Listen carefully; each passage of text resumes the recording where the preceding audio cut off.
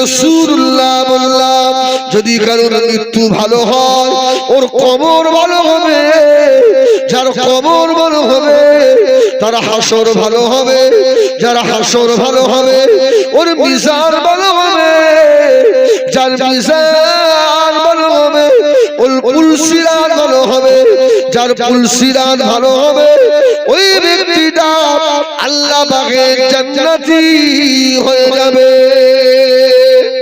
সুবহানাল্লাহ বলে। এক নাম্বার কোনটা? কবর না? তুই আজ খেয়েছিস কবর। এক নম্বর মৃত্যু। মৃত্যু কি বললাম? মৌতের সঙ্গে হতে হবে। আচ্ছা আপনার বাপ ঘরে শুয়ে হাত টাটাটানি করছে, চোখে জাল পড়ে গেছে, ঘর ঘর ঘর ঘর শুরু হয়ে গেছে, আর আমি গিয়ে পাশে বলে পাশে পাশে বলছি আচ্ছা আচ্ছা একবার পড় না লা ইলাহা ইল্লাল্লাহ, আচ্ছা আচ্ছা একবার পড়। আচ্ছা পড়ানো যাবে? হ্যাঁ ঠিক জবাব। আচ্ছা কেন যাবে না বলেন? পড়তে পারবে না। আল্লাহ নবী ফরমাচ্ছেন কোন মনুষ্য ব্যক্তি আযাবুল মাউত, শিদ্দাতুল মাউত, সাকরাতুল মাউতের কষ্ট, বড় কষ্ট হবে নবী আমার ইন্তেকালের আগে। আল্লাহ নবী শাহাদাত উঁচু করেছিলেন আর বারবার বলেছিলেন ইন্না লিল মাউতি সাকরাত, নিশ্চয় মউতের একটা কষ্ট রয়েছে। এইজন্য রাসূল বলেছেন মুর্দাকে যারা গোসল আমরা দিই, রাসূল বলছে ওদের খুব আস্তে আস্তে ধরো, মুর্দা ব্যক্তিটাকে নিয়ে টানাটানি করো না, পাশ ধরে টানাটানি করে এদিক ওদিক নিয়ে যাচ্ছে।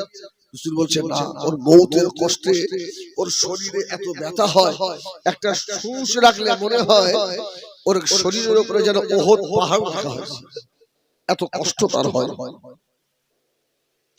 এখন ওই ব্যক্তিটা মউতের আযাবে ভুগছে আর আপনি পাশে বসে চাচা একবার এখন চাচা যদি রাগ করে বলে তোর কলবা রাখ, আমার এখন জীবন আমার কষ্টে সব শেষ, আমি এখন কলমা টলমা সব কিছু পড়তে পারবো না, ব্যাস চাচা সারা জীবনের রোজা হজ যাকাত তাসবিহ সব সব ঠিক আছে না? ঠিক নেই? এই তো কিন্তু ভালো বুদ্ধি আছে, ঠিক নেই। ওই জন্য কি করতে হবে? ওই ব্যক্তিটার পাশে বসে বসে একা একা পড়তে হবে আশহাদু আল্লা ইলাহা ইল্লাল্লাহ ওয়া আশহাদু আন্নাকা মুহাম্মাদার রাসূলুল্লাহ, লা ইলাহা ইল্লাল্লাহ মুহাম্মাদুর রাসূলুল্লাহ। আপনি বসে বসে একা একা পড়ে, ও যদি আপনার পড়া শুনে একবার পড়ে নেয় তোর নসিব খুলে গেল। সুবহানাল্লাহ। আর আপনি ওকে তাগিদ করছেন পড়ো পড়ো, আর ও রাগ করে বলল টাক টাক কলমা, সব শেষ হয়ে গেল, সব শেষ হয়ে গেল। আমার ভাইজানেরা সোনা বাড়িরা ও জানেরা নবী আমার তিন দুনিয়ার বাদশা হাবিবুল্লাহ জনাবে মুহাম্মদুর রাসূলুল্লাহ সাল্লাল্লাহু আলাইহি ওয়াসাল্লাম নবী আমার ফরমালেন মুমূর্ষ ব্যক্তির পাশে বসে বসে কলমা শরীফ শোনাও, সূরা ইয়াসিন শরীফ শোনাও। আল্লাহ নবী ফরমাচ্ছে মুমূর্ষ ব্যক্তির পাশে বসে বসে যদি সূরা ইয়াসিন শরীফ পড়া হয়, আল্লাহ নবী ফরমাচ্ছেন ওর শিদ্দাতুল মাউত আযাবুল মাউতের কষ্টকে আল্লাহ আসান করে দেন। সুবহানাল্লাহ। এখন কে পড়াবে সূরা ইয়াসিনটা? বসে কে পড়বে? ইমাম সাহেব ও তো 4000 টাকা দিস, তোর ও শুধু নামাজ পড়ার সময় আসবে, যদি কোনো বাপের বউ ও পড়ে লাভ কি? ও তোকে ইয়াসিন ওমালি আলা আবদুল্লাযী ফাতরা ইলাইহি তুরজাউন সালাম মাঝখানে ২-২টা ওর তো কি শেষ তো করতে হবে। যদি তুমি তোমার ছেলেকে শিখিয়ে রেখে যাও, এই কাজ হবে না, হবে না। আমার চাচা আব্বার মা তো,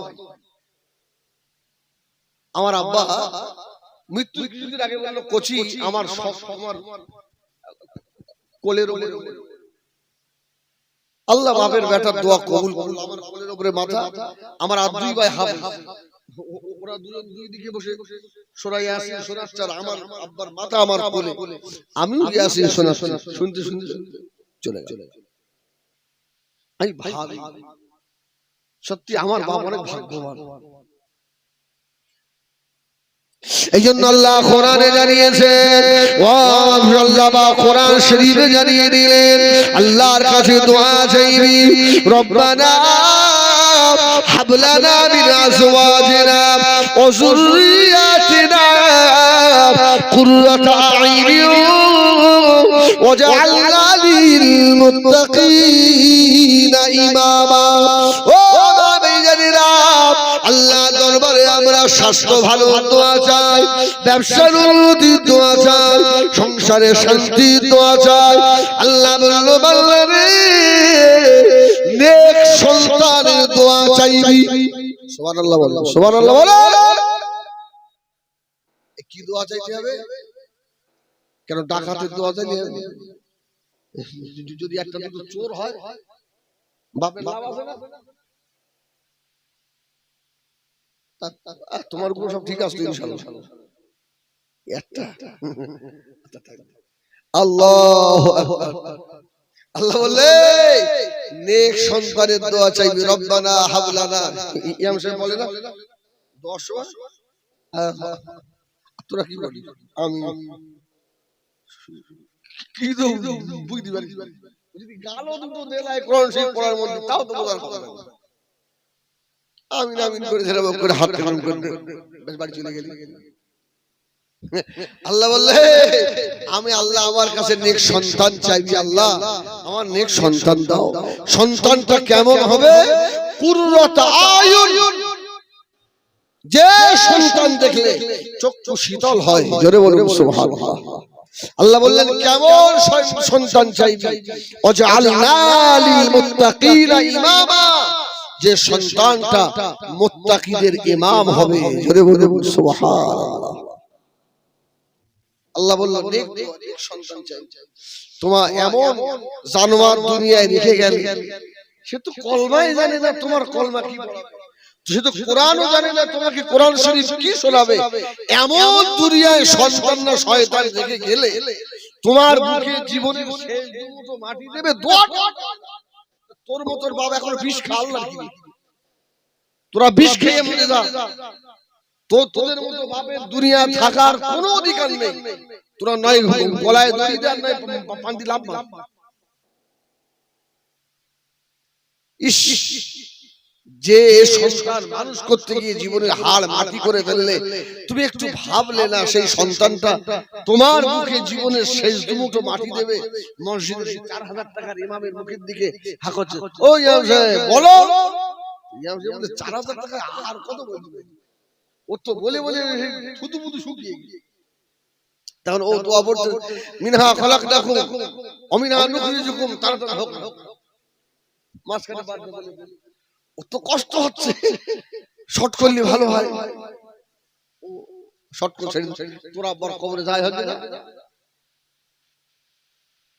বেটা এমন দুনিয়া রেখে গেলে, ও ছেলের বাপেরা, বাবা বাবা তোমাকে ছোটবেলা গোসল দিয়েছে, তোমাকে আদর করিয়েছে, তোমাকে কাঁধে করে ঘাড়ে করে নিয়ে ঘুরিয়েছে। ও ছেলে বাপ, ছেলেরা শুনে রাখো, তোমার আব্বা জীবনের আখিরি গোসল, শেষ গোসল বেটা তুমি নিজে হাতে দিতে পারলে না। ঠিক বললাম না ভুল বললাম? সেই মসজিদের যে মুয়াজ্জিন ওর দেখে কুলুব বাপের যেখানে দেওয়া দরকার হয়তো ওখানটা অন্য জায়গায় দেখেছে। এখন যে কটা কুরুপ দেওয়ার কথা ওদিকে বারবার হাত দিতে হবে কেন? ওখানে দুটো দিয়ে বললে হয়ে গেছে, যা। আর তুমি এদিকে দাঁড়িয়ে বললে ঠিক আছে, ঠিক আছে। এই বাপের কুলুপ দেবে কে? ছেলে। ছেলে তো জানে না কোন জায়গায়, সামনে দিকে অন্য জায়গায় দেবে। সন্তান দুনিয়ায় কি রেখে গেলে অন্তত একটারে মানুষ করে রেখে যাও, কবরে শান্তি পাবে। কবরে তোমার বাপ তোমাকে সারা জীবন ছোটবেলায় কোলে করে নিয়ে ঘাড়ে করে নিয়ে ঘুরেছে। ছেলেরা ভুলে যেও না, ভুলে যেও না, তোমার আব্বাকে গোসল দাও, গোসল দিয়ে নতুন জামা পরিয়ে দিয়ে কাপড় পরিয়ে দিয়ে তোমার ভাবের খাটিয়ায় তুলে জনমের মতো আখিরি কাঁধ চড়িয়ে দাও বাবা।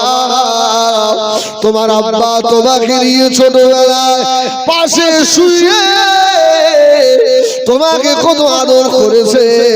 তোমার আব্বা যখন জীবনের আখিরি শোয়া কবরে শোবে বাবা, ও ছেলে গ্রামের ইমামকে দিয়ে শুইও না, তোমার আব্বাকে তুমি নিজে হাতে করে কবরে শোয়াও।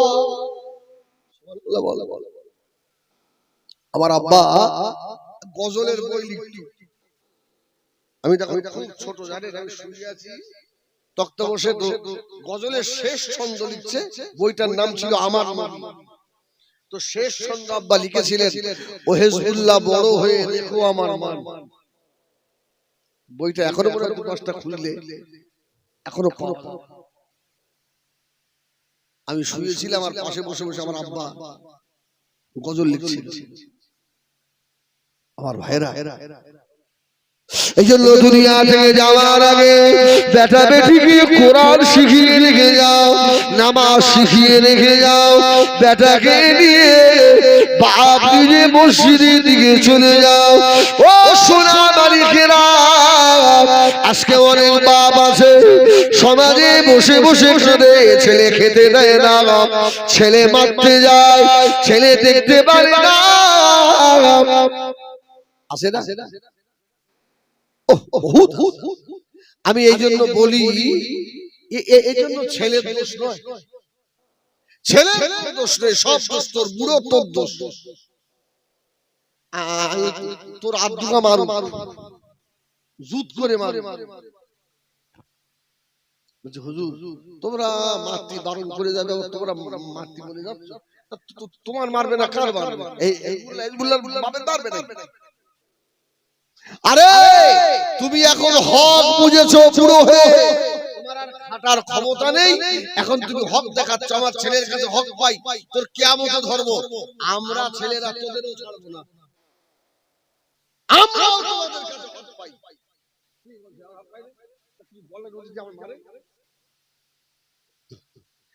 আমরাও হক পাই। বলছে আমার সন্তানের হক কোথায়? আমাদের হক নেই? হ্যাঁ, আমাদের হক। তুমি আমাকে মসজিদ দেখাওনি, তুমি আমাকে কোরআন দেখাওনি, তুমি আমাকে দ্বীন শেখাওনি, তুমি আমাকে ঈমান শেখাওনি। বাপ এ মা, তোমার কাছে আমরা সন্তানরা হকদার। এটা আমরা পাই, আমরা বাইরে।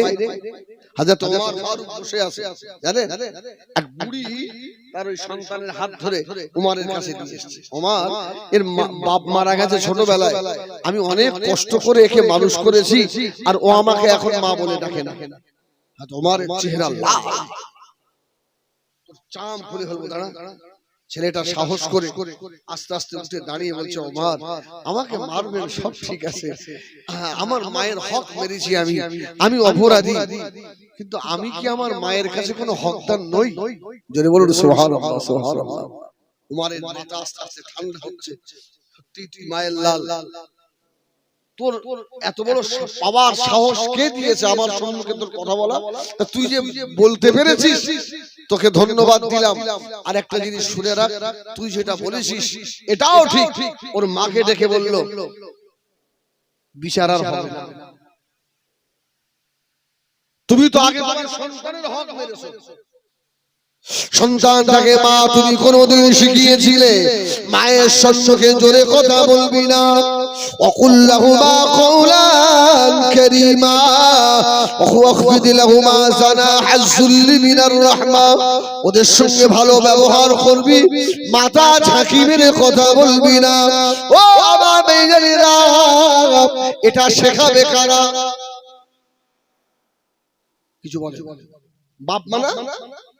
তাহলে বাপ মা আগে আমার বাপ মেরেছে, এই জন্য বুড়ো বয়সে এখন ঝেঁটা লাঠি জুতো সুগারের ওষুধ কেনার জন্য ভিক্ষে করতে হচ্ছে। আর তো দুঃখ করলে হবে না বাপ, দোষ তো তুমি করেছো। দেখেন না ঈদের আগে বাপ সন্তানের হাত ধরে সেলুনে নিয়ে গিয়ে কুত্তার মতো চুল কাটিয়ে নিয়ে আসে, কিচ্ছু বলে না, কিচ্ছু বলে না। হ্যাঁ, এখান থেকে নেড়া, এখান থেকে নেড়া। তোর কবরেও কি আর বলবো, এমনি পানি হাতে বললে হয়তো কারো ডবল লাগবে। বলি আল্লাহ আল্লাহ মাফ করুক। এইজন্য বাবা আল্লাহর কাছে দোয়া চাইবেন, রব্বানা হাব লানা মিন আজওয়াজিনা ওয়া যুররিয়াতিনা কুররাতা আয়ুন ওয়াজআলনা লিল মুত্তাকিনা ইমামা। আল্লাহ নেক সন্তান দাও, যে সন্তান দেখলে চোখ শীতল হয়। আল্লাহ যে সন্তান মুত্তাকিদের ইমাম হয়, ওই রকম একটা বাচ্চা দাও। জোরে বলুন সুবহানাল্লাহ। আমার তো একটাই ছেলে, তোমার একটা, আমার একটা উইকেট। আপনাদের আমিনপুরে এবছর বেশ কাজ করছে, আল্লাহ শুকর। আর একটা বছর হলে দাওরা হয়ে যাবে। আমার খুশির শেষ আছে, আমি আলেমের বাপ হব আলহামদুলিল্লাহ। হাসরের ময়দানে কোন ইবাদত যদি কবুল না হয়, আমি আল্লাহর দরবারে বড় মুখ করে এটা বলবো, আমার গর্ব হয়, আমার গর্ব হয়। আমার আব্বাও অনেক গর্ব করে, এর বাপ সুবহানাল্লাহ বলে, এর বাপরা বলবে আল্লাহ আমি আলেমের আব্বা, সুবহানাল্লাহ। আমি হাফেজের আব্বা, আল্লাহ বলবে যা বেগাইরি হিসাব, যা চল যা। বলছে মৌলী সাহেব কি খাওয়া হয়? আমরা যা খাই তোমরা তো চোখেই দেখতে পাও, চোখেই দেখো না। শখ করে 1800 টাকা কেজি ইলিশ মাছ কিনে নিয়ে এসছো, 1800 টাকা কেজি। লাস্টে তোমার পাতি ইমাম সাহেব দুটো দাকা বার হয়ে গেল। তোমার ভাগ্যে একটা বলি, হ্যাঁ আল্লাহ বলছে ইলম শিখবি, আমি আল্লাহ তোকে রাজ স্টাইলে চালাবো। জোরে বলুন সুবহানাল্লাহ। এই রিস্কের মালিক কে? ওমা মিন দাব্বাতিন ফিল আরদি ইল্লা আলাল্লাহি রিজকুহা ইন্নাল্লাহা ইয়ারযুকু মান ইয়াশা বিগাইরি হিসাব। আল্লাহ বলছে আমি আল্লাহ বেহিসাব রুজি রেখেছি। জোরে বলুন সুবহানাল্লাহ। তোরা আমি আল্লাহ তোদের হয়ে যাবে। আমার ভাইয়েরা সোনা মানিকেরা, ও জানেরা, মুরব্বিয়ানেরা, এমন বেটা দুনিয়ায় রেখে গেলে যে ছেলে তোমার কবরে দাঁড়িয়ে দাঁড়িয়ে একটু হাত তুলে জুম্মা দিলে দোয়া করবে, এটাও ছেলে পারে না। মসজিদে ইমামের মুখের দিকে তাকিয়ে থাকে, আছে না নেই? আল্লাহু আকবার। ও জানেরা, যাদের দুনিয়ায় মা চলে গিয়েছে, যাদের আব্বা দুনিয়ায় নাই, ছেলেরা ভুলে যেও না, ভুলে যেও না, মসজিদের ইমাম লাগবে না, ফুরফুরার পীর লাগবে না, মক্কার ইমাম লাগবে না, হিজবুল্লাহ দরকার হবে না। আমি দোয়া করলে কবুল হতেও পারে নাও পারে। এ বাবের বোকা বেটা, তুই তোর আব্বার কবরে দাঁড়িয়ে গিয়ে একবার ইস্তিগফার করে শুধু এতটুকু বলবি বিসমিল্লাহির রহমানির রহিম। 21 বার পড়ে আর কবরে দাঁড়িয়ে হাত তুলে এতটুকু তো বলতে পারবি, আল্লাহ আমার আব্বা আমাকে মানুষ করতে গিয়ে নামাজ কাজা হয়ে গিয়েছে, রোজা কাজা করে ফেলেছে, অপরাধ করে ফেলেছে, আল্লাহ আমার আব্বা কবরে মাফ করে দাও, ক্ষমা করে দাও। ও সোনামানিকেরা, আল্লাহর ওলির দোয়া থেকে বাপের বোকা বেটা দোয়া আল্লাহ দরবারে ফৌরান কবুল হয়ে যায়। ধরে বলে না সুবহানাল্লাহ। কোন পরিশান লাগবে না। আরে আমরা তো চাইবো তোর বাপের কবর সপ্তাহে একদিন করে জিয়ারত কর, করলি তো 100 টাকা কি গিয়ে হাত তুললি দে মাল দে দোয়া করে দিস, মালটা দিবি রে। আল্লাহু আকবার। এই শোনেন, আমি অনেক জলসায় বলেছি, আজকে লাইভ হচ্ছে, সবাই শুনবে।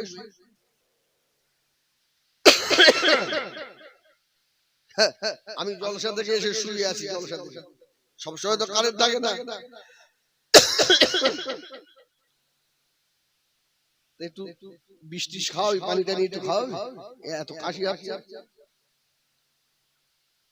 এই করি জানো পানি দিয়ে এই শোনেন আমার দিক ফেরেন, ভাই সাহেব এক্ষুনি আসবেন, সময় হয়ে গেছে। তো আমি জলসা থেকে এলে আমার বাড়িতে আমার ভাই ভাইয়ের একটু যদি ডিস্টার্ব করে, আমার আব্বা সহ্য করে, খুব হাডি লোক ছিলেন না, রাগী লোক, ভাই আমার কচি অস্ত্র ঘুমোচ্ছে, মারবো লাথি ধরবে এরকম বল, শুয়ে আছি, ও লোক দিয়ে পাকা দিয়ে আমার খাওয়া। আমি মনে করি আমার বাড়ির লোক হয়তো, এদিকে আমার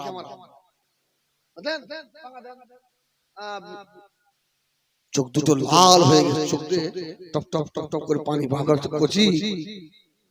আমি তো দুনিয়ায় একটু হাওয়া করি, তুই আমার আলেম বেটা, তো আমার কবরে ফেলে দে, আল্লাহ আমার কবরের আযাব মাফ করে দে। আমার বাড়ির পাশে আমার বাবার কবর।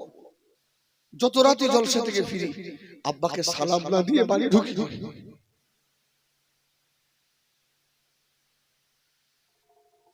আমার ভাই এই জন্য দুনিয়া থেকে যাওয়ার আগে একটা মানিক তৈরি করে রেখে যাও। হয়তো রাগের বসে পড়ে অনেক কথা একটু হাড়ি হয়ে যাচ্ছে, কিন্তু কাজ হবে, উপকার হবে। আমার ভাইয়েরা, সোনামানিকেরা, ও জানেরা, দুনিয়া থেকে যাওয়ার আগে বেটা বেটি এমন তৈরি করো, আল্লাহ নবী বারবারছেন, ও আমার স্বামীরা, আমি রাসূলুল্লাহ বললাম, যাদের আব্বা মা মারা গেছে, ও ছেলেরা মেয়েরা, তোমরা পাপ করো না, অন্যায় কাজ বেশি করো না, ভালো ভালো কাজ করো, নামাজ পড়ো, রোজা করো, তোমরা নেকির কাজ করো, কেন না আমি রাসূলুল্লাহ বললাম, যদি নেকি দেখি তুমি যে নামাজ পড়েছো, তোমার নামাজের অর্ধেক নেকি আল্লাহ তোমার আব্বা মায়ের নামায় আমালে আল্লাহ দিয়ে দেবে। সুবহানাল্লাহ। আওলাদুন সালিহ ইয়াদউ লাহু, নেক সন্তান, এটা কবরের আখিরাতের পুঁজি। জোরে বলুন সুবহানাল্লাহ। নেক সন্তান আখিরাতের পুঁজি। আল্লাহু আকবার। এজন্য যাওয়ার আগে বেটা একটা তৈরি করে রেখে যেতে হবে। এবারে আসেন, যে কথা দিয়ে শুরু করেছিলাম, তাহলে কবরে নাজাত পেতে গেলে 1 নাম্বার আমল কি? মার্কে বল,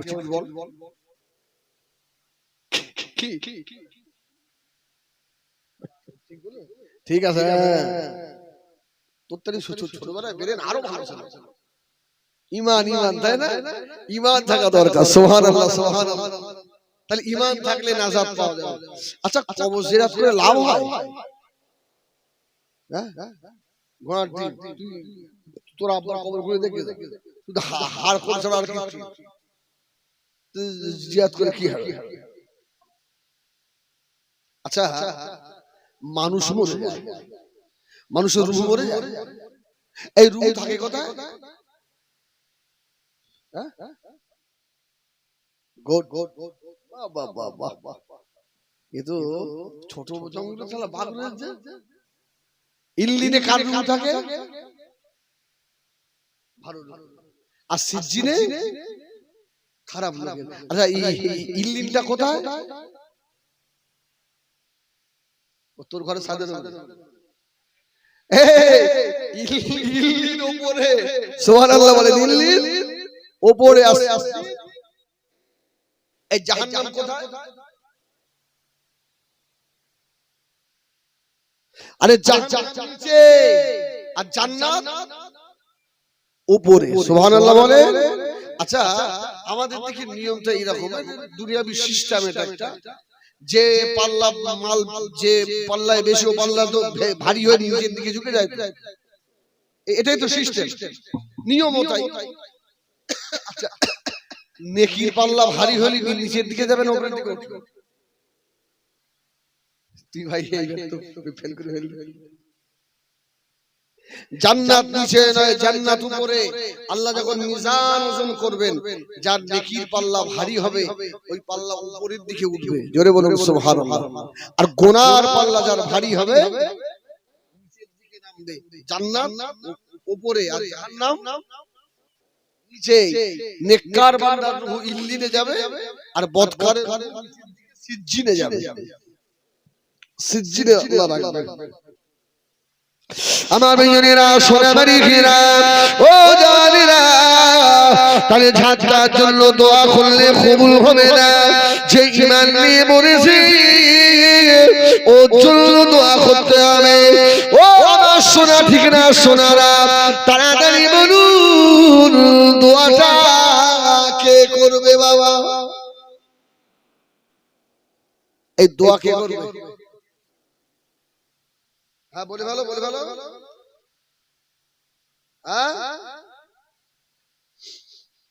সবাই দোয়া করলে কবুল হবে না সোনাবাড়ি ঘেরা। ও আমার বেঈমানেরা, খুব শর্ট কথায় বোঝে, এক আসামি যদি আর এক আসামির জন্য সুপারিশ করে গ্রহণীয় হবে? এও চোর আমও চোর। বাপের ভাত তারা চোর বলছিল, তোমরা বলো তোর বক ঝগড়া। আরে হেজবুল্লাহ চোর।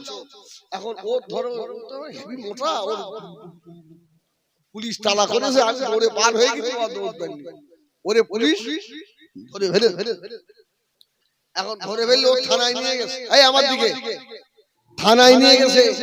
এখন ও তো আমার বন্ধু লোক, তো আমি থানায় গিয়ে বড় বাবুকে বলছি ও ছেড়ে দাও। তা বড় বাবু বলছে তোর নাম? আমি আমার নাম হেজবুল্লাহ।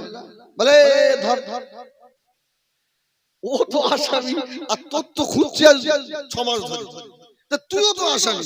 তাহলে একজন আসামি যদি আর একজন আসামির জন্য রিকোয়েস্ট করে, রিকমেন্ড করে, সুপারিশ করে, এটা যদি বড় বাবু মেনে না নেয়, এই যারা কবরে শুয়ে আছে ওরা আসামি কিছু বলে?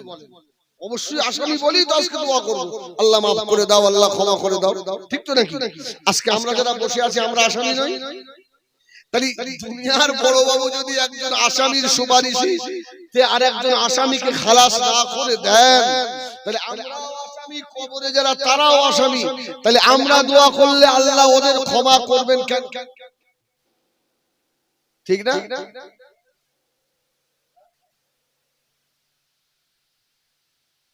এই তাই তো নাকি? তাহলে বললেন হুজুর এইসব কথা সব বেকার। আরে না না, কারুর যদি গুলির অর্ডার হয়ে যায়, হ্যাঁ পুলিশ একদম রাইফেল উঠিয়ে রয়েছে, ও যদি হাত তোলে আমি স্যালেন্ডার, আর মারবে? কিছু বলে না, আর মারবে? আল্লাহু আকবার। অস্ত্র এই জায়গাটাই বুঝতে হবে না, শুধু আপনার ওই গজল শুনবেন, মদিনার মাটি যদি সুরমা করে দেব বারবার যদি যেতে লাগে পাই সোনার ওই মদিনায় স্বপ্নে দেখা দিও গো রাসূলুল্লাহ সুরমা করে দেব বারবার মদিনার মাটি যদি পাই রাসূলুল্লাহ সুরমা করে দেব বারবার সুবহানাল্লাহ বলে না সুবহানাল্লাহ বলে না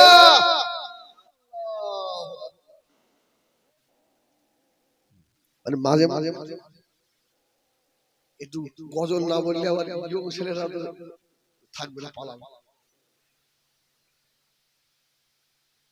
বলুন আলহামদুলিল্লাহ তাহলে পুলিশের গুলিরাও না আসামি হাত তুলে সারেন্ডার ও আসামি কবরে আমিও আসামি তাহলে আমার দোয়া কেন কবুল হবে আরে এই জন্যই তো দোয়া করার আগে হাত তুলে নিজে সারেন্ডার হন আল্লাহর কাছে ইস্তিগফার করেন আল্লাহ আমি অপরাধী আমি গুনাহগার আল্লাহ তুমি আমাকে ক্ষমা করো তারপরে আমার আব্বা আমাকে ক্ষমা করো জোরে বলুন সুবহানাল্লাহ ওই কবরের ধারে দাঁড়িয়ে আসসালামু আলাইকুম বলে দিলে দে আল্লাহ বিসমিল্লাহ পড়ে এইবার দোয়া শুরু করে ও দোয়া কবুল হওয়ার খুব একটা বেশি আশা করা যায় না এই আস্তাগফিরুল্লাহ আগে পড়তে হবে এইজন্য যারা পীর ধরেছেন যারা পীরের সবক করেন হ্যাঁ ইশার নামাজের পরে 100 বার দরুদ শরীফ পড়তে হয়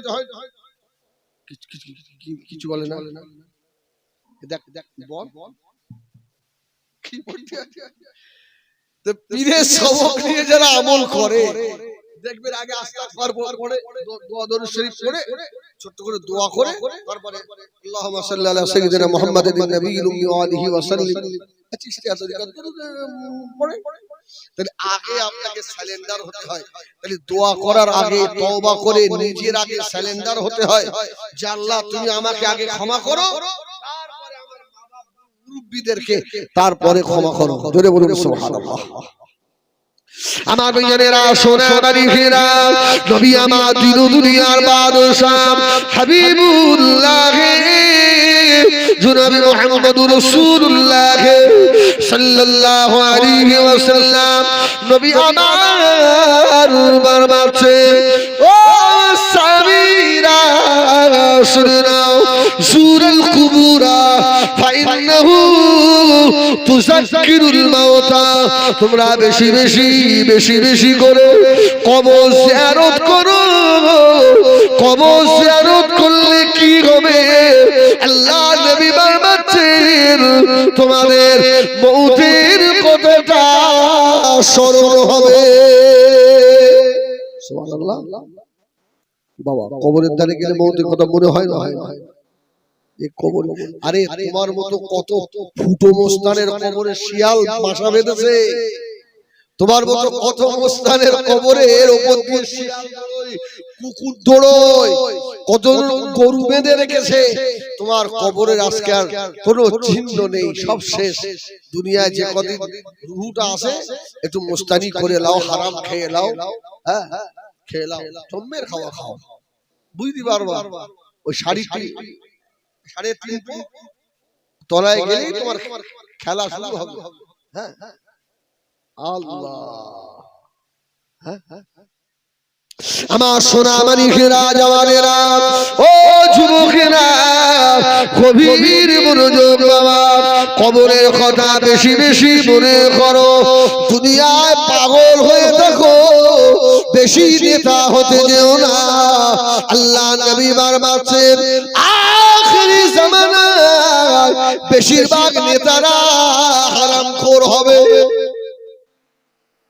তাদের পিছনে কিছু ছেলে হই হই করবে আসে না নেই আরে আল্লাহ তোল্লা মোল্লা ছাড়া ওর ভাষা নেই ওর পিছনে MA pass BA pass BEd করা ছেলেরা ঘুরছে এটা চাকরির আশায় শালা মাথায় বাস পড়ে না কি গ্রামের মেম্বার টিপসই দিতে হয় ওর পেটে যদি তিনটে মারা হয় লাঠি ও বলতে পারবে না আর তার পেছনে একটা এমএ পাস বিএড করা ছেলে, বাবু আমার একটা দরওয়ালি চাকরি অন্তত দাও। বাপ কষ্ট করে রিক্সা ভ্যান চালিয়ে মানুষ করেছে, এখন কি করে লোকের জোগাড়ে কাজে যায়? জুতো খুলি মারতে হবে ওই মেম্বারের মধ্যে ধাম। কিন্তু আখিরি জমানায় হবে, মূর্খের পেছনে শিক্ষিতদের ঘুরতে হবে আর সার সার করে তার ডাকতে হবে। সেই জমানা এটাই। এই ঠিক বললাম না ভুল বললাম? দেখিস আমার মারবি না তো, আর অসুবিধা ভোট তো হয়ে গেছে। আল্লাহু আকবার, আল্লাহ মাফ করে। এই জন্য দুনিয়ায় এমন নেতা তৈরি হও যে নেতার রাসূলের সঙ্গে জান্নাতি হবে। জোরে বলুন সুবহানাল্লাহ। যে নেতা ছিলেন দরগাপুরি হুজুর রাহমাতুল্লাহ আলাইহি, সুবহানাল্লাহ। মিটিং করতে করতে নামাজের সময় আল্লাহু আকবার, এখন নামাজ হবে, সুবহানাল্লাহ বলে। আর দরগাপুরি হুজুর হুজুর দাঁড়িয়ে বলছে স্টেজে, বেনামাজি কেউ আমার ভোট দেবে না। তোমার আজ জিততে হবে, তোমার আজ জিততে হবে না হুজুর। তো হুজুর বলছে, তোদের বেনামাজির ভোটে দরগাপুরি নেতা হবে না, দরগাপুরির ব্যালটে আল্লাহর ফেরেশতারা ভোট দেবে। সুবহানাল্লাহ। হ্যাঁ, দুনিয়াও নেতা, কবরেও নেতা, আখিরাতেও আল্লাহ নেতা করে উঠাবে। জোরে বলুন সুবহানাল্লাহ। আমার ভাইয়েরা, সোনার আলিখেরা, ও জানেরা, কবর কবর কবর, কবরের কথা বেশি বেশি মনে করো বাবা। এই জন্য কবর জিয়ারত করবেন। নবী আমার ইন্তেকালের আগে আম্মা জান হযরত আয়েশা সিদ্দিকা রাদিয়াল্লাহু তাআলা আনহার হুজরা থেকে আল্লাহর নবী উঠে চলে গেলেন। আমাদের আয়েশা রাসূলুল্লাহ এক কম্বলের ভিতরে শুতেন। জোরে বলুন সুবহানাল্লাহ। আমার রাসূল অনেক সময় হাদিস শরীফে এসেছে, রাসূলুল্লাহ কম্বলের একটা সাইড বিছিয়ে নিতেন আর একটা সাইড গায়ে দিতেন। জোরে বলুন সুবহানাল্লাহ। মা আয়েশা পাশে ছোট মানুষ, রাসূলুল্লাহ যখন রাতে কম্বল থেকে বার হতেন, আস্তে আস্তে আস্তে আস্তে আমার আয়েশা যেন ঘুমের ডিস্টার্ব না হয়। জোরে বলুন সুবহানাল্লাহ। আর আমাদের মতো শয়তানগুলো সারা রাত তাস পিটে পিটে এসে বউটা সারাদিন সংসারের কাজ করে শেষ, আর শয়তান মদ খেয়ে এসে রাত দুটো বলতে বেচারি যদি এক ডাকে না উঠতে পেরেছে, জুতো খুলে ওই ঘুমির ঘরই মাছ চালাচ্ছে। এই কি মুসলমান না জানোয়ারে? আর আমার রাসূলুল্লাহ আম্মা জান আয়েশার কম্বল থেকে উঠে যাচ্ছেন আস্তে আস্তে, আমার আয়েশার যেন ঘুমের বিঘ্ন না হয়। জোরে বলুন সুবহানাল্লাহ। এই জন্যই তো নবী, আহা আল্লাহ নবীর দুনিয়ার বাদশা নবী আমার আস্তে আস্তে উঠে গিয়ে দরওয়াজাটা বন্ধ করছেন। আম্মা জান হযরত আয়েশা বলে, আমি চুপ করে দেখছি নবী আমার কি করে। আল্লাহ নবী জুতোটা নিয়ে আস্তে আস্তে পা ফেলছেন, দরওয়াজা বন্ধ করবে। আস্তে আস্তে আমি আয়েশা বললাম, ইয়া রাসূলুল্লাহ, ইয়া হাবিবাল্লাহ, আপনি আস্তে আস্তে কেন উঠলেন? জুতোটা আস্তে আস্তে নিলেন, ঘরের দরওয়াজাটা বন্ধ করছেন। আল্লাহ নবী বলেছিলেন, ও বিবি আয়েশা, তুমি ছোট মানুষ, তোমার নামাজে তোমার ঘুমের যাতে ব্যাঘাত না হয়। সুবহানাল্লাহ বলে না? এ হচ্ছে বিশ্ব নবী রাসূলুল্লাহ। আস্তে আস্তে বার হয়ে যাচ্ছেন কোথায়? মদিনা থেকে প্রায় 3 কিলোমিটার, 2.5 থেকে 3 কিলোমিটার দূরে ওহদের পাহাড় আছে। এসব হাজী সাহেব ওই সাইডে বসে, আরে ওহদের পাহাড় এমন নিয়ামতি পাহাড়, মদিনার মসজিদে নববী থেকে ফজর করে বার হবেন, আগেই আপনার কানে যে আওয়াজটা যাবে, হাজী ওহদ, হাজী ওহদ, হাজী কুল্লু জিয়ারা, কুল্লু জিয়ারা। হাজী ওহদ, হাজী ওহদ। পৃথিবীতে কয়েকটা পাহাড় আছে জান্নাতি পাহাড়, জানেন? তার মধ্যে এক নাম্বার ওহদ পাহাড়। সুবহানাল্লাহ। ওহদ পাহাড়টা জান্নাতি পাহাড়। ও অনেক লম্বা চওড়া হয়ে যাবে, সেদিকে গিয়ে লাভ নেই। রাসূলুল্লাহ আস্তে আস্তে আস্তে আস্তে উঠে গিয়ে মদিনা শরীফ থেকে 2.5 থেকে 3 কিলোমিটার দূরে পেড়ায় উহুদের কবরস্থান রাসূলের চাচা হযরত আমির হামজা, সুবহানাল্লাহ বলেন, হযরত আমির শুয়ে আছেন। আল্লাহ নবী বলছেন, ও আমার সাহাবীরা, আমি রাসূলুল্লাহ বললাম, আমার কোন উম্মতি হাজী সাহেব, আমি রাসূলুল্লাহ বলে দিলাম, যদি ও হজ করতে এসে আমার চাচা হযরত আমির হামজা কবরের ধারে দাঁড়িয়ে যদি সালাম দেয়, আমি রাসূলুল্লাহ বললাম, ও আমার সাহাবীরা, বাবারা, আমার চাচা আমির হামজা ওই হাজী সাহেবের সালামের জবাব জীবিত মানুষের মতো দিয়ে দেবে।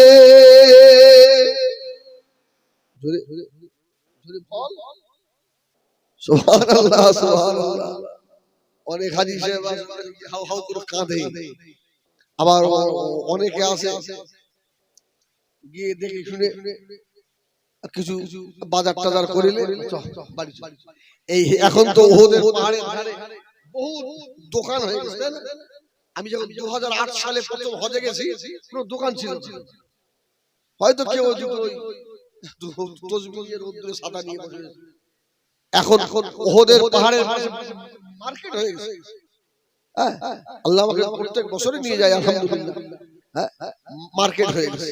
রাসূলুল্লাহ উহুদের কবরস্থান জিয়ারত করলেন আর বললেন, এই উহুদের শহীদেরা, আমি রাসূলুল্লাহ আর কোনদিন আসবো না, এই আমার জীবনের শেষ বিদায়। বলে বলুন সুবহানাল্লাহ। রাসূলুল্লাহ যখন বিদায় নিয়ে উহুদ থেকে চলে আসছিলেন, আমার রাসূল বলেন, আমি পিছন দিকে তাকিয়ে দেখি উহুদের পাহাড়টাও আমার সঙ্গে চলে আসছে। সুবহানাল্লাহ। আচ্ছা, পাহাড়ের জীবন আছে? এই পাথরের জীবন আছে? তোরা স্কুল যাস?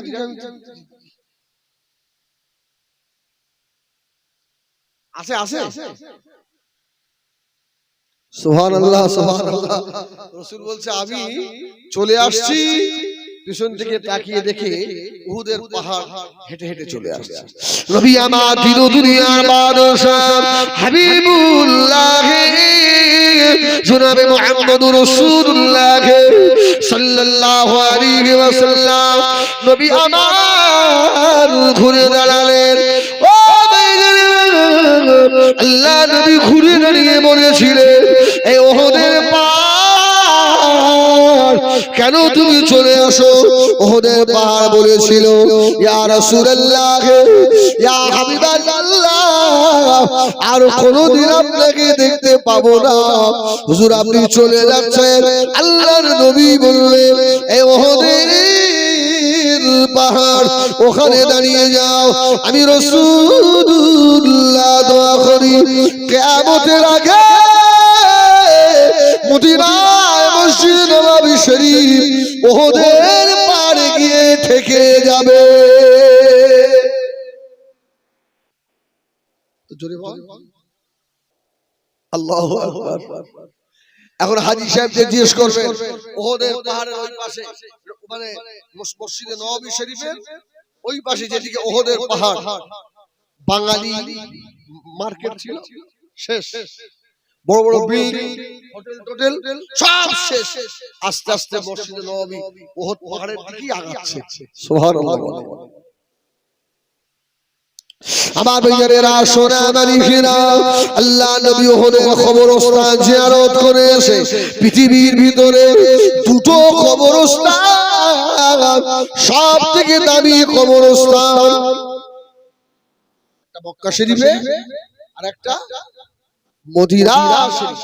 মক্কায় জান্নাতুল মুআল্লা আর মদিনায় জান্নাতুল বাকি।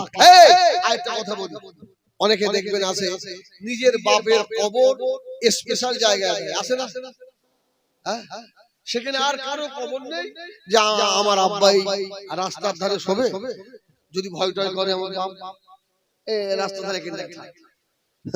তোমার বাপের কপাল ভালো নয়, যেখানে সারা গ্রামবাসী শুয়ে থাকে, বাপ মাকে ওই কবরস্থানে দিলে কবর। হুজুর ফায়দাটা কি? ফায়দা নেই। এখন ধরে আমার বাড়ি এক চালা আর মাওলানা সাহেবের বাড়ি এক তালা। ও ধনী মানুষ, যারা মোটা হেরা ইনকাম বেশি, আমি গরিব মানুষ। তখন ও বাড়িতে এখন লাইন কারেন্টের বড় বাল্ব লাগিয়েছে বাড়ি, আর আমি তো গরিব মানুষ, বাল্ব লাগাতে পারি না, কারেন্ট দিতে পারি না। এখন ও যদি ওর বাড়ির উঠানে একটা বড় বাল্ব জ্বালায়, ওর বাড়ির পাশে আমার বাড়ি, একটু আলো আসবে না? সুবহানাল্লাহ বলে আলো ছিটা যাবে না? যাবে না। এই জন্য বড় বড় কবরস্থানে অনেক সময় আল্লাহর ওলিরা শুয়ে থাকে। সুবহানাল্লাহ বলে। আরে আল্লাহর ওলি শুধু মানে ওই দরবার করে বসে থাকলি তারা আল্লাহর ওলি, আর এমনি আল্লাহর ওলি নয়। আল্লাহর ওলি জানেন কাকে বলে? রাসূল বলেছেন, যে মানুষটাকে দেখলে আল্লাহর কথা মনে হয় ওই মানুষটাই ওলি। তো কিছু বলে না, সুবহানাল্লাহ বলো। ওই মানুষটাই আল্লাহর ওলি। হ্যাঁ, প্রত্যেক গ্রামে আল্লাহর ওলি আছে, নাহলে ও গ্রাম থাকবে না। প্রত্যেক শহরে আল্লাহর কুতুব আছে, ওই শহর নালে আল্লাহ রাখবেন না। যদি আপনাদের বড় কবরস্থানে একজন আল্লাহর ওলি থাকে, তার কবরে যদি লাইট জ্বলে, হ্যাঁ, একটু আপনার কবরে হলেও আলো আসবে। জোরে বলুন সুবহানাল্লাহ। মদিনার কবরস্থান জান্নাতুল বাকিয়া।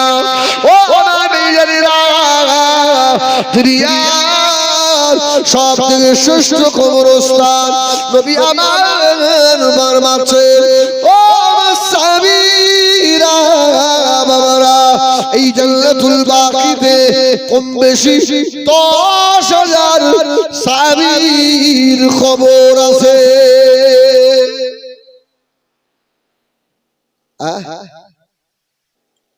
কম বেশি 10,000 জান্নাতুল বাকিতে হযরত ফাতেমা আছেন, হযরত ওসমান গনি জিন্নুন নূরাইন আছেন, আম্মা জান হযরতে দুদমা হালিমাতুস সাদিয়া রাদিয়াল্লাহু তাআলা আছেন, আম্মা জান ফাতেমাতুজ জাহরা রাদিয়াল্লাহু তাআলা আছেন, হযরতে ইমাম হাসান শুয়ে আছেন, হযরতে ইমাম মালিক রাহমাতুল্লাহ আলাইহি শুয়ে আছেন, হযরতে ইমাম জাফর সাদিক রাহমাতুল্লাহ আলাইহি শুয়ে আছেন, হযরতে রাসূলুল্লাহর বিখ্যাত সাহাবী হযরতে আবু সাঈদ খুদরি রাদিয়াল্লাহু তাআলা জান্নাতুল বাকিতে শুয়ে আছে। জোরে বলুন সুবহানাল্লাহ। আমরা যারা মুজাদ্দিদ জামান আল হযরত দাদা হুজুর পীর কেবলা রাহমাতুল্লাহ আলাইহির সিলসিলার যারা একনিষ্ঠ মানুষ, মদিনায় গেলে ওদেরকে চিনতে পারা যায়। কি মদিনায় গেলে চেনা যায়? হ্যাঁ, আমি যখন দ্বিতীয়বার 2016 আবার যাচ্ছি, আমার পীর আল্লামা কালিমুল্লাহ আমাকে ডেকে বলল, কোচি জান্নাতুল বাকিতে যখন ঢুকবে মোল্লা তো খুলে ব্যাগে নেবে। আমি বললাম, হুজুর বিরাট বড়, ও তো পা রাখা যাবে না। তাহলে তোমার যাওয়ার দরকার নেই। তার মানে বলছে, বাবা রে, যত সাহাবীরা শুয়ে আছে সব জান্নাতি জিন্দা সাহাবী। জোরে বলুন সুবহানাল্লাহ। বাবা, তুমি যদি জুতো পাই জান্নাতুল বাকিতে ঢোকো, আর তোমার জুতোর ওই চটচট করে আওয়াজ সাহাবীদের কানে যাবে, বেয়াদবি হবে না? জোরে বলুন সুবহানাল্লাহ। এই জন্য তো ইমামে আযম হুজুরের মায়ের পীরের নাম কি ছিল? সুফিয়ান সাউরি। সুফিয়ান সাউরির কাছে যখন হুজুর গরম বালুতে জুতো খুলে আর হাতে দিয়েছে, বাচ্চা মানুষটা রোদ পা দিতে পারছে না, তো সুফিয়ান সাউরি দূর থেকে দেখেছে, জিজ্ঞেস করছে, বা মুরিদিনী, এই বাচ্চাটাকে? বলছে, এটা আমার ছেলে। কোচি, তুমি এই উত্তপ্ত বালুর উপরে জুতোটা হাতে নিয়েছো কেন, পায় না দিয়ে? বলছে, আমি যে মায়ের পেটে ছিলাম, আমার এই জুতোর শব্দ যদি আমার মায়ের কানে যায়, মায়ের সঙ্গে বেয়াদবি হয়ে যাবে। জোরে বলুন সুবহানাল্লাহ। আল্লাহর ওলি সুফিয়ান সাউরি রাহমাতুল্লাহ আলাইহি আল্লাহর কাছে দোয়া করলেন, মাও দোয়ায় শামিল হলেন, আল্লাহ তাকে জগতের বড় ইমাম বানালেন। সুবহানাল্লাহ। আমার ভাইরা,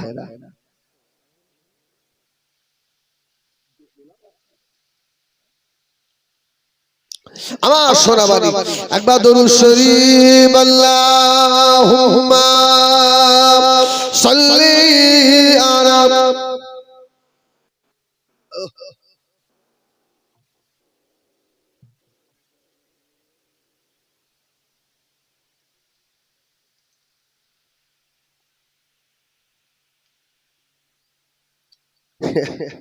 আসলে পানি হচ্ছে আপনাদের মন খারাপ হয়ে গেছে। শোনেন, পানি হলে মন খারাপ করবে না। সেদিন আমি আমার ড্রাইভার সেই সন্দেশখালী আপনার ওদিকে দাওয়াতে গেছি, তো দুপুরে একটা কলবাখানির জলসা ছিল, মাঠের উপর দিয়ে রাস্তা, পাশে দেখছি সব ধান ক্ষেত গুলো ফেটে গেছে। আর আমাদের ড্রাইভার হাবিব সাহেব, তো ও খেয়াল করে বলছে, হুজুর তাকিয়ে দেখেন। দেখো হাবিব সাহেব, ধানগুলো ফেটে সব শেষ। ওকে বলছে, হুজুর আমরা যখন জলসায় যাই আর যদি পানি হয় আমরা কি করি? নারাই তাকবীর, আল্লাহু আকবার, তুমি পানি একটু বন্ধ করো, আল্লাহ তুমি বাস পেলো না, এই দোয়াই তো করি। ওর মাথায় কি বুদ্ধি, আর ওর কথাটা আমার মাথায় এত লাগা লেগে গেল। ও যে হুজুর দেখেন, আমাদের পানিটা তাকবীর দিয়ে বন্ধ করাটা ঠিক নয়। আজকে বলেন কত চাষি পানি পাচ্ছে না, হ্যাঁ? এই ফসলগুলো তো হতো, কত ব্যাঙ সাপ মুছে কি সব হায় হায় করছে, পানি নেই। আর যদি জলসার ওসিলায় একটু পানি হয়, সবার তো প্রাণটা বাঁচে। অতএব এই তাকবীর দিয়ে পানি বন্ধ করা ঠিক নয়। আমি তো ঠিক বলেছি, একদম রাইট কথা। আমিও চাচ্ছি আল্লাহ পানি আজকে হযরত হওয়া দাও, পানি যা দেবে দেবে, কিন্তু শর্ত একটা তোমার কাছে, আজকে কিন্তু মাহফিলটা কবুল করা লাগবে। সুবহানাল্লাহ, বলেন আল্লাহুম্মা আমিন। আল্লাহ পানি দাও, এইজন্য আল্লাহকে বলবেন, আল্লাহ দুঃখ দেন, আল্লাহ দুঃখ দেন, আল্লাহ সহিবার ক্ষমতা দেন, আল্লাহ দুঃখ আপনি কষ্ট দেন, আল্লাহ সহিবার ক্ষমতা দেন। যে মানুষটার জীবনে দুঃখ কষ্ট নেই, ও মানুষটা পূর্ণাঙ্গ ঈমানদার হতে পারবে না। যার জীবনে বেশি দুঃখ কষ্ট, ওই ব্যক্তিটা আল্লাহর দরবারে বেশি প্রিয়। জোরে বলুন সুবহানাল্লাহ। একজন সাহাবী এসে বলছে, ইয়া রাসূলুল্লাহ, আমি ঈমান আনবো, মুসলমান হব। রাসূল বলছে, ঠিক আছে তো, এবার অপেক্ষায় থাকো। পাহাড়ের উপর থেকে পানির ঝর্ণা যেমন নিচে যত দ্রুত গতিতে নামে, হ্যাঁ, তোমার উপরে কিন্তু মুসিবত ওই রকম দ্রুত গতিতে নামবে, সইতে পারবে না। এজন্য আল্লাহ পাক মুসিবত দেবেন, আবার তার ওষুধও আল্লাহ শিখিয়েছে। জোরে বলুন সুবহানাল্লাহ। আল্লাহ বললেন, ইযা আসাবাতুহুম মুসিবা, যখন তোমাদের উপরে মুসিবত আসে, তোমরা ক্বালু, তোমরা বলবে, ইন্না লিল্লাহি, কি বল কোন কষ্ট আছে, বল ইন্না লিল্লাহি ওয়া ইন্না ইলাইহি রাজিউন। এটা শুধু লোক মারা গেলে বলতে আছে, ঘরে কোন মাল কোথায় রেখেছেন খুঁজে পাচ্ছেন না, এই দোয়াটা আস্তে আস্তে পড়ে, ইন্না লিল্লাহি ওয়া ইন্না ইলাইহি রাজিউন, আর খোঁজেন, আল্লাহ মিলিয়ে দিবেন। রাস্তায় যাচ্ছেন, এত হোঁচট লেগে গেছে, আপনার নোখ উঠে চলে গেছে, ইন্না লিল্লাহি ওয়া ইন্না ইলাইহি রাজিউন করতে হয় না? হ্যাঁ, আমার ভাইরা, হ্যাঁ, এই জন্য বলবো, কবর থেকে বাঁচতে গেলে আগে আমাদের ঈমান শিখতে হবে। ঈমান যদি নিয়ে যেতে পারি, তাহলে আমরা নাজাত পাবো নিশ্চিত। আর যদি ঈমান না নিয়ে যাই, দুনিয়ার যত মানুষ, আমি বললাম নবী দোয়া করলেও ক্ষমা হবে না। হ্যাঁ, এখন বলবেন, হুজুর তুমি এমনি ওয়াজ করতে করতে আবার সেই নবীর কাছে নিয়ে গেলে। আরে রাসূলুল্লাহ তার চাচার জন্য নিজে দোয়া করেছে, আল্লাহ বলছে হবে না, হবে না, জান হবে না। পৃথিবীর সবথেকে বড় মুনাফিক আব্দুল্লাহ ইবনে উবাই ইবনে সুলুল ইন্তেকাল হয়ে গেছে। আব্দুল্লাহ ইবনে উবাইয়ের ছেলে, তার নাম আব্দুল্লাহ, বাপ বড় মুনাফিক, কিন্তু ছেলেটা নবীর সাহাবী। জোরে বলুন সুবহানাল্লাহ। আমার ভাইজানেরা, সোনারি হীরা, আব্দুল্লাহ ইবনে উবাই ইবনে সুলুল মারা গিয়েছে, দুনিয়া থেকে চলে গেল। আব্দুল্লাহ ইবনে উবাইয়ের বেটা হযরত আব্দুল্লাহ আল্লাহ নবীকে গিয়ে বললেন, ইয়া রাসূলুল্লাহ, ইয়া হাবিবাল্লাহ, আমার আব্বা দুনিয়ার সবথেকে বড় মুনাফিক, আমার আব্বার মতো বড় মুনাফিক কেউ নেই, যার সাথে কোরআনের আয়াত নাযিল হয়েছে, ইন্নাল মুনাফিকিনা ফি দারকিল আসফালি মিনান নার। যারা মুনাফিক হবে, এদের স্তর হবে জাহান্নামের নিম্নস্থলে। ইযা হাদাসা কাযাবা, ইযা ওয়াদা আখলাফা। সুবহানাল্লাহ। রাসূল বললেন, মুনাফিকের তিনটি আলামত, এক নম্বর হলো ইযা হাদাসা কাযাবা, আর কারোর সঙ্গে ঝগড়া বাঁধলে আপনার কথায় কথায় গালাগালি করে, আসে না আসে না? আল্লাহু আকবার। এত মুনাফিক। ওয়াইজা ওয়াদা আখলাফ, ওয়াদা করলে ওয়াদা খেলাফ। এগুলো মুনাফিকের আলামত। আমার ভাই আব্দুল্লাহ ইবনে উবাই চলে গেল, ছেলে এসে বলছে আমার ইয়া রাসূলুল্লাহ আপনার গায়ের একটা জামা দেবেন, আমার আব্বার কাফন করে দেব। সুবহানাল্লাহ বলে। আচ্ছা নবীর জামা গায়ে থাকলে তার কবরে আযাব হবে? কিছু বলে এই তার কবরে আযাব হয়? জীবনে হবে। নবী আমার দিন দুনিয়া বাদশাহ হাবিবুল্লাহ জনাবে মুহাম্মদুর রাসূলুল্লাহ সাল্লাল্লাহু আলাইহি ওয়াসাল্লাম, নবী আমার রাহমাতাল লিল আলামিন, এত মনে দয়া মায়া। আল্লাহ নবী বললে বাবা আব্দুল্লাহ তোমার আমি রাসূলুল্লাহ আমার জামা দিয়ে যদি তোমার আব্বার খবরের আযাব মাফ হয়ে যায়, ও আব্দুল্লাহ আমি রাসূলুল্লাহ আমার জামাটা দিয়ে তোমার আব্বা আব্দুল্লাহ ইবনে উবাইয়ের কাফনের কাপড় করে দেব। সুবহানাল্লাহ বলে। এই আমরা হলে কি বলতাম? আমরা কাফন দিতাম, আমরা কাফন দিতাম। ভাই ভাই ঝামেলা, এক বিঘত জমি নিয়ে ভাই মারা গেছে, অনেকে আসে ভাইয়ের মুখটাও দেখে না, আসে না নেই? আর রাসূলুল্লাহর সঙ্গে সারা জীবন দুশমনি, এমন দুশমনি যখন ওহদের যুদ্ধ হলো, ওহদের যুদ্ধ রাসূলের সাহাবীর সংখ্যা 1000 আর আবু সুফিয়ান নিয়ে আসছে 3000।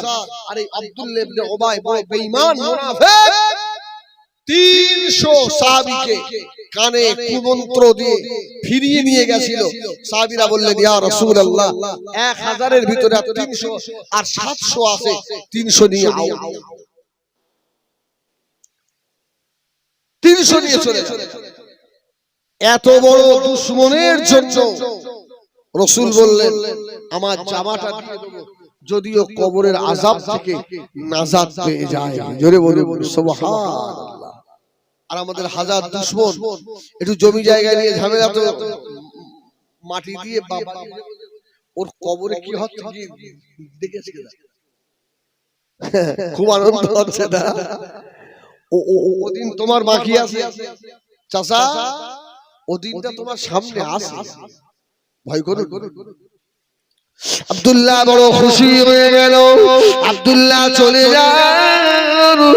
ও আমার মেয়েরা আবার ঘুরে চলে এলো, ইয়া রাসূলুল্লাহ ইয়া হাবিবাল্লাহ আপনার গায়ে জামা তো দেবেন, আমার আব্বা জানেন জানাজার ইমাম আপনার হতে হবে। আল্লাহ নবীর পাশে হযরত ওমর বসেছিলেন। সুবহানাল্লাহ। রাসূলুল্লাহ শুধু ওমরের মুখের দিকে তাকাচ্ছে। সুবহানাল্লাহ বলবেন না? আরে নবী ওমরের মুখের দিকে তাকাচ্ছে, আমার ওমর যদি রেগে যায় ওমর তো চলে যাবে। এত বড় মুনাফিকের রাসূলুল্লাহ জামা দেবে, আবার রাসূল ও জানাজার ইমাম হবে, ইয়া রাসূলুল্লাহ যাওয়া হবে না। সুবহানাল্লাহ বলেন, ইয়া রাসূলুল্লাহ যাওয়া হবে না। আমার নবী বলল ওমর যদি আমি জানাজা পড়িয়ে আল্লাহ যদি একজনকে কবরের আযাব থেকে নাজাত দেয়, যদি নাজাত পেয়ে যায়, জোরে বলুন সুবহানাল্লাহ। আর নিজের ভাই হয়ে ভাইয়ের জন্য আমরা দুশমনি করি, বদদোয়া করি, ওর কবরে বাস পড়ুক, ওর কবরে আযাব হোক, আসে না আসে না? আল্লাহ বদদোয়া করতে নেই। একবার দরুদ শরীফ আল্লাহুম্মা